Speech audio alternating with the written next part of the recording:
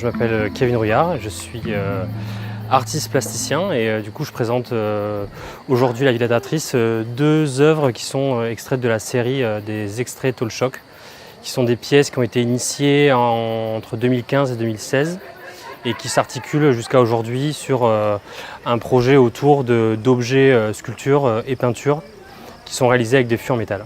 J'ai été vraiment fasciné en fait par ce fût en métal, par les couleurs en fait qui étaient autour de ces objets-là. Et en fait, j'ai commencé à les rassembler, à les utiliser, à les regarder. Après quelques mois où j'étais dans une galerie à Bordeaux, enfermé tout seul avec ces pièces, j'ai commencé à les déconstruire.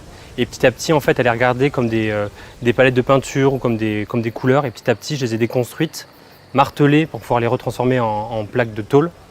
Et après pouvoir constituer des tableaux. Donc là on a un triptyque blanc qui est réalisé du coup avec trois fûts en métal blanc.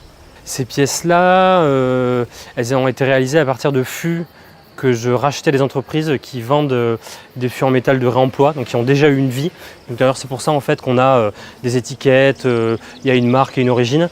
Toutes les pièces ne sont pas forcément comme ça. Là c'est vraiment un moment où j'étais intéressé par ces espèces d'objets qui avaient navigué, qui avaient une histoire, qui avaient des stigmates en fait d'une vie passée. Donc ils ne sont pas parfaits, ils sont abîmés, ils ont des rayures. Ce qui m'intéressait là-dedans, au-delà, je pense, de la provenance des pièces, c'était plutôt réutiliser en fait ces espèces d'erreurs ou d'étiquettes plus comme des gestes picturales. Ou alors moi, sur des pièces comme ça, je me sens assez proche d'artistes comme Bernard Pagès sur le mouvement support-surface ou des nouveaux réalistes. Et du coup, en fait, c'était important qu'il n'y ait pas d'altération sur les pièces, c'est-à-dire que la couleur, en fait, elle existe déjà. Et moi, je n'interviens pas en fait dans la couleur est présente. Je vais dans des usines qui travaillent avec des fûts en métal, je vois ce qui est possible de récupérer et en fonction, à ce moment-là, je compose. Donc là, effectivement, il y avait énormément de fûts qui étaient blancs. Sur les pièces qui est là-bas, il y avait beaucoup de rouge et de vert. Et à partir de ça, je compose. Je suis vraiment attaché à ce rapport de matière où il y a une espèce d'événement.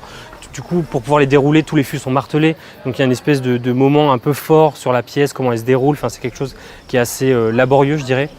Et c'est plutôt en fait ce moment-là de travail qui, moi, me touche plus en fait.